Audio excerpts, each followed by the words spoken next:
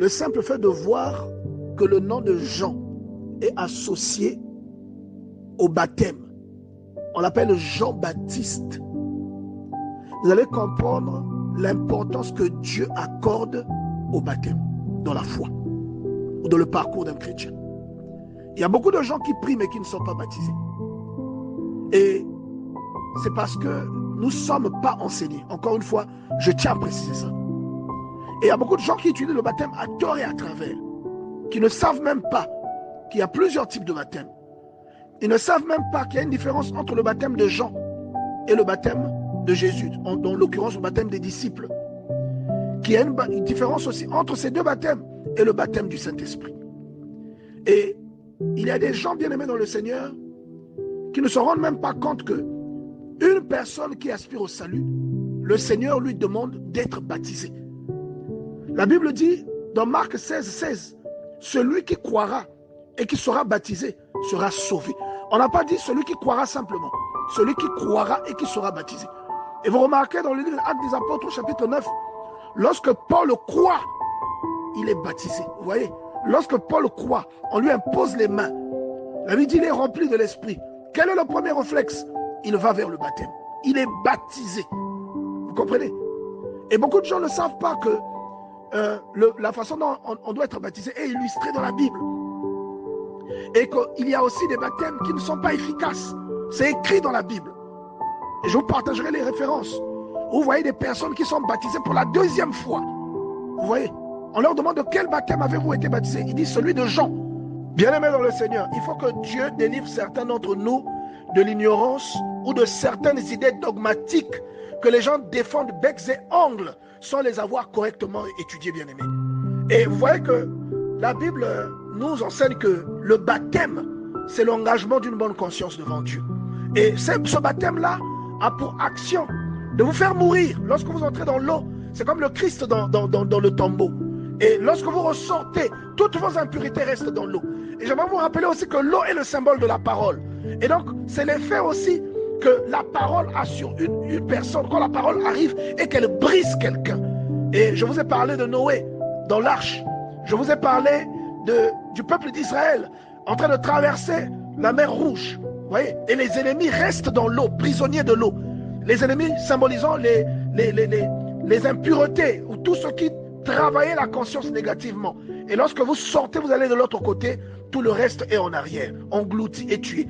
Et le symbole des Égyptiens qui meurent dans cette eau de la mer Rouge, c'est le symbole de tout ce que vous laissez dans votre mort avec le Christ. Lorsque vous ressortez, que vous revenez à la vie, toutes ces choses-là restent au pied de la croix. Vous voyez? Et il y a des personnes qui ne savent pas que pour être baptisé, il faut être capable d'analyser, donc d'être convaincu du péché et d'avoir donc cette analyse selon laquelle j'ai péché et il faut que je demande pardon à Dieu. Il faut que je fasse la repentance. Vous ne pouvez pas baptiser quelqu'un qui ne peut pas être conscient de ce qu'il a fait. On ne baptise pas un fou, par exemple, qui n'est pas conscient des actes qu'il pose. On ne baptise pas un bébé. Un bébé ne sait pas ce qu'il fait. Vous comprenez? Soyons délivrés de l'esprit de religiosité, bien-aimés dans le Seigneur. Vous verrez nulle part dans la Bible un endroit où on a baptisé un bébé. Ça n'existe pas. Vous voyez? Vous verrez nulle part dans la Bible un endroit où, pour baptiser, on a pris juste une gourde, ou on a pris une cruche d'eau et on a versé, on a aspergé quelqu'un. L'eunuque éthiopien, il avait de l'eau, il voyageait, il avait sûrement de l'eau à boire. Mais il n'a pas demandé à Philippe de le baptiser en prenant l'eau qu'il avait, la gourde qu'il avait. Il a attendu de rencontrer un point d'eau afin d'être baptisé dans ce point d'eau. Il n'a pas été baptisé par aspersion, il a été baptisé par immersion. Vous voyez? Et vous voyez que Jean, la Bible dit dans le livre de Jean au chapitre 3 verset 23, Jean aussi baptisé à Hénon près de Salim parce qu'il y avait là beaucoup d'eau et on y venait pour y être baptisé. Vous voyez? Que Dieu nous délivre de l'esprit, de l'ignorance et de la conviction dogmatique. Nous devons tout analyser à la lumière de la parole. Il y a aussi une autre logique qui est complètement fausse, qui a un rapport avec le dogme, mais qui n'a aucun fondement scriptural. Cette logique, c'est selon laquelle on a le baptême, ensuite on a le Saint-Esprit, c'est-à-dire on est baptisé, après on a la confirmation. Ce qui n'est pas, la Bible ne confirme pas que cette logique-là est unilatérale. La Bible montre d'autres exemples où une personne reçoit d'abord le Saint-Esprit et ensuite baptisée. Pourquoi? Parce que, comme je vous l'ai dit, Dieu est en mesure de voir dans la conviction et dans la foi de cette personne que le processus est accompli. À ce moment, la personne poursuit ce processus comme étant une formalité à remplir. Vous voyez? Et vous avez cet exemple-là dans le livre des Actes des Apôtres au chapitre 10, où vous voyez Corneille recevoir le Saint-Esprit alors qu'il n'est pas baptisé. Il entend la parole de Dieu. Et je vous ai dit tout à l'heure que la parole, c'est le symbole de l'eau. Vous voyez? Il entend la parole et il est immergé dans cette parole. Et c'est comme s'il est baptisé. Vous voyez? Et quand il est immergé dans cette parole, la Bible dit que le Saint-Esprit fond sur lui. Et il se met à prophétiser, il se met à parler en langue. Vous voyez? À ce moment-là, le baptême, l'apôtre Pierre, dit, alors peut-on refuser l'eau du baptême à ceux qui ont reçu le Saint-Esprit, aussi bien que nous? Et il dit, il ordonna qu'ils fussent baptisés au nom du Seigneur, sur quoi ils prièrent de rester avec eux quelques jours. Vous voyez? Donc, Dieu qui connaît cette logique, il voit que vous avez suffisamment de conviction, parce qu'il y a des personnes qui comprennent progressivement, mais il y a des gens comme des surdoués, ils vont au-delà. Parfois, il brûle les étapes, il a cru, et dans sa conviction, il reçoit le pardon des péchés, il est justifié. Et comme il est justifié, le reste du processus se met en route. Et Dieu, quand il voit la personne, il lui octroie l'esprit, parce qu'il sait que la personne sera baptisée. Et vous voyez ça aussi dans le livre des Actes, chapitre 9, verset 18, où la Bible dit que Paul a d'abord été rempli de l'esprit. Il a été baptisé ensuite. C'est pas l'inverse. Il a d'abord reçu l'esprit, ensuite il a été baptisé. Vous voyez? Mais la Bible est remplie de symboles. Lorsque le Seigneur dit détruisez le temple, les gens ont tout de suite vu le temple qu'ils avaient bâti, le temple de Jérusalem, alors qu'il parle du temple de son corps. Vous voyez? Lorsque le Seigneur parle de l'eau, il dit à la femme samaritaine dans Jean chapitre 4, au verset 13, quiconque boit de cette eau aura encore soif. Mais celui qui boira de l'eau que je lui donnerai n'aura plus jamais soif. L'eau dont il parle, c'est la parole de Dieu. Et il précise, et l'eau que je lui donnerai deviendra en lui une source d'eau qui jaillira jusque dans la vie éternelle. Cette source-là, c'est maintenant Dieu. C'est-à-dire que Dieu vient maintenant en toi. Tu vois, l'eau que je lui donne deviendra une source. Donc, c'est comme la source, c'est de là où provient l'eau. C'est comme si Dieu naît en toi. Dieu naît en toi parce que lui, il t'a donné de l'eau. Vous voyez? Et ça jaillira jusque dans la vie éternelle. C'est la fusion avec Dieu. C'est ça que Jésus disait à la Samaritaine. Et la Samaritaine dit à Jésus, mais Seigneur, donne-moi donc de cette eau pour que je ne vienne plus puiser. Elle ne comprenait pas Jésus. Et qu'est-ce que Jésus lui dit? Appelle ton mari. Il commence à l'emmener dans la révélation. Il lui donne une parole de connaissance. Au final, elle va appeler toutes les personnes qui sont dans son village. Et Jésus leur donne à tous l'eau dont il était question. Il leur donne cette eau. Et la Bible dit que eux tous, ils ont donné leur cœur à Dieu. Voyez? Donc l'eau que Jésus leur a donnée a engendré en eux une source qui est devenue, qui a jailli jusque dans la vie éternelle. Et cette eau-là, c'est Dieu. Et bien aimé, Dieu, c'est la parole. Et la parole, c'est l'eau. Et c'est ce que Nicodème reçoit, qu'il ne comprend pas lorsqu'il discute avec Jésus. Et Jésus lui dit, quiconque ne naît d'eau et d'esprit ne peut pas voir le royaume des cieux. Vous voyez? Mais quand il dit l'eau là, l'eau, c'est la parole. Vous voyez, bien aimé dans le Seigneur, il est important de noter que la Bible utilise beaucoup de figures. 1 Corinthiens chapitre 10, verset 1. Frères, je ne veux pas que vous ignoriez que nos pères ont été sous la nuée, qu'ils ont tous passé au travers de la mer, qu'ils ont tous été baptisés en Moïse dans la nuée et dans la mer. Donc, on vous dit que la mer, là, c'est la parole. Vous voyez? Et c'est le symbole du baptême. Et la nuée, c'est le symbole de l'esprit. Vous voyez? Donc, c'est le baptême de l'eau et le baptême de l'esprit.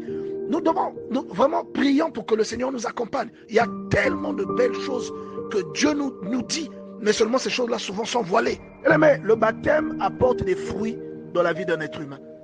Il n'y a aucun baptême qui est réel, qui est authentique, qui n'apporte pas de fruits.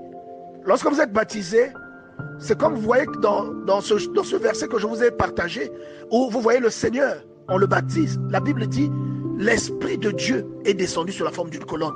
Le baptême engendre quelque chose. Et vous trouvez ça dans Actes chapitre 3, Actes chapitre 19, verset 3, où l'apôtre Paul croise des disciples qui ne savaient même pas ce que c'était que le Saint-Esprit. Et il y a beaucoup d'enfants de Dieu comme ça dans l'église. Ils ne sont pas au courant du process qui doit suivre le baptême d'une personne. Vous voyez? Et ils n'ont pas vu le leader, ils n'ont pas vu le précurseur, le pionnier s'illustrer. Ils n'ont pas vu ce qui s'est produit après. Et ils n'ont pas compris pourquoi le Seigneur dit que faites de toutes les nations des disciples et baptisez-les. Pourquoi dans Marc 16, il dit que ceux qui auront cru soient baptisés. Vous voyez, ils n'ont pas compris Pourquoi Dieu demande que vous soyez baptisés? Parce que le baptême, c'est comme une clé. Oui. Et l'apôtre Paul demande à ses disciples-là, de quel baptême avez-vous été baptisés? Parce qu'ils ne connaissent pas le Saint-Esprit. Ils n'ont aucun fruit. De quel baptême avez-vous été baptisés? Ils répondirent du baptême de Jean. Et Paul leur donne la précision, la caractéristique du baptême de Jean. Il leur dit, Jean a baptisé du baptême de repentance au peuple. Et il leur demandait de croire en celui qui venait après lui. Vous voyez, c'est-à-dire Jésus-Christ. Actes chapitre 19, verset 4. Et sur ces paroles, ils furent baptisés au nom du Seigneur Jésus, Et lorsque Paul leur eut imposé les mains, le Saint-Esprit vint sur eux, ils parlaient en langue et prophétisaient. Le baptême doit porter des fruits. Lorsque vous êtes baptisé, des branches doivent pousser en vous. Des fruits doivent germer de vos branches. Des feuilles doivent sortir pour devenir utiles aux autres. Votre baptême à vous, qu'est-ce qu'il vous a apporté?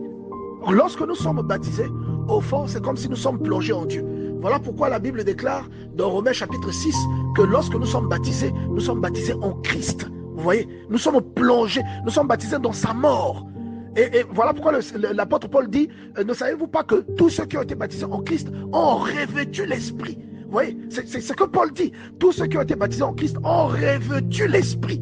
Donc quand vous baptisez, on vous plonge dans quelque chose. Et le symbole, c'est l'eau. Mais l'eau là typifie Dieu. Cette eau-là typifie la parole.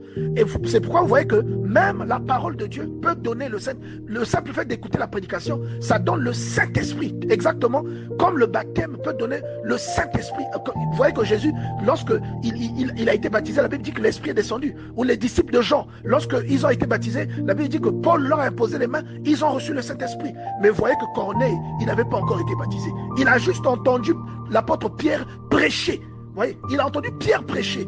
Le Saint-Esprit est venu sur lui. Pourquoi? Parce que la prédication là, c'est l'eau. C'est l'eau dont le Seigneur avait parlé à la femme samaritaine. Donc le baptême, il faut bien comprendre en profondeur ce que cela signifie. Vous voyez? Donc lorsqu'il a seulement entendu les paroles, même l'apôtre Paul lui-même, lorsque Ananias vient, Ananias lui parle de Dieu. Il lui dit, le Dieu qui t'a croisé, dans Actes chapitre 9, verset 17, celui qui est sorti à ta rencontre, il m'a envoyé ici pour que tu sois baptisé et que tu reçoives l'Esprit. Vous voyez, il dit, Saul, mon frère, le Seigneur Jésus qui t'est apparu sur la route par laquelle tu venais m'a envoyé pour que tu recouvres la vue et que tu sois rempli de l'Esprit. Il n'avait même pas encore été baptisé. Et il avait la foi. Paul avait la foi. Lorsqu'il entend ces paroles agissent en lui comme un déclencheur. Et la Bible dit, il est rempli de l'Esprit. Il dit, pour que tu sois rempli de l'Esprit. À l'instant, les écailles tombent. Les écailles tombent, pourquoi? Parce qu'il est rempli de l'Esprit. Et la Bible dit, ensuite, il s'est levé et on l'a baptisé. Vous voyez, il a d'abord été rempli de l'Esprit. Il a entendu quelque chose. Le baptême devient à ce moment-là comme une formalité. Mais la vraie eau, il y a des gens qui l'ont rencontré par le moyen de la parole. Et on dit que lui qui était sans péché est allé au baptême. Il a été baptisé, ce qui préfigurait la mort et la résurrection. Et vous voyez que cette mort et cette résurrection, nous la partageons par le moyen du baptême. Et l'apôtre Paul, ayant reçu la révélation, le dit dans Colossiens au chapitre 2, au verset 12. Il dit, ayant été enseveli avec lui, c'est-à-dire avec Jésus-Christ, par le baptême, vous êtes aussi ressuscités en lui et avec lui par la foi en la puissance de Dieu qui l'a ressuscité de mort. Le baptême agit dans la vie de quelqu'un qui est converti comme un ensevelissement. C'est comme si vous mourrez. Lorsque vous êtes plongé dans de l'eau, c'est le symbole de la mort. Lorsque vous ressortez de l'eau, tout ce qui était en vous est resté. C'est un dépouillement. Vous voyez? Et le Seigneur prend le soin de vous illustrer dans le livre de la Genèse. Vous voyez Noé construire une arche sous l'ordre de Dieu. Et que tout ce qui était sur la terre, qui symbolise le corps d'une personne, est immergé sous l'eau. Et lorsque le déluge s'achève, il ne reste que 8 personnes et des espèces d'animaux épargnés par Dieu.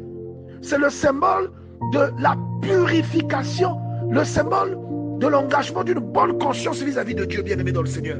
Bien-aimé, nous comprenons par là que ce ne sont pas tous les baptêmes qui engendrent le fruit attendu par Dieu. Vous voyez que ses disciples avaient été baptisés par Jean, mais la fonction de ce baptême ou le caractère lié à ce baptême n'avait pas pour vocation de conduire la personne de la mort à la vie, mais c'était simplement la préparation du cœur de la personne à recevoir le véritable. Et Jean l'avait précisé en disant que moi je vous baptise d'eau, mais lui vous baptisera de l'esprit. Vous voyez? Et vous voyez que lorsque le Christ meurt et revient à la vie, l'apôtre Paul nous explique encore ce phénomène dans Romains chapitre 6, verset 3. Il dit, ignorez-vous que nous tous qui avons été baptisés en Jésus-Christ, c'est-à-dire quand on vous baptise au nom de Jésus, il dit, nous tous qui avons été baptisés en Jésus-Christ, c'est en sa mort que nous avons été baptisés. C'est-à-dire que quand on te dit, on te baptise au nom de Jésus, lorsque l'on te plonge, en fait, c'est comme si tu partais dans la mort avec lui. Et quand tu ressors de là, la Bible dit que c'est pour marcher en nouveauté de vie. Tu as été enseveli avec lui par le baptême. Comme Christ est ressuscité des morts par la gloire du Père. De même que toi aussi, que tu puisses marcher en nouveauté de vie. Il y a des choses qui vont rester dans la mort. Là. Quand tu es parti dans la mort, et cette mort illustrée par l'eau. Lorsque l'on te sort de là, il y a des choses qui sont restées dans cette eau. C'est comme si tu es nettoyé. Tu es quelqu'un la Bible dit une nouvelle créature. Vous voyez, tu es quelqu'un de nouveau. Vous voyez pourquoi vous voyez que les apôtres ont été eux-mêmes des partisans du baptême. Et même l'apôtre Paul rappelle cela à Timothée. Il dit qu'il doit rester fidèle à cela, à la logique du baptême, à l'imposition des mains, à la résurrection des morts. Vous voyez.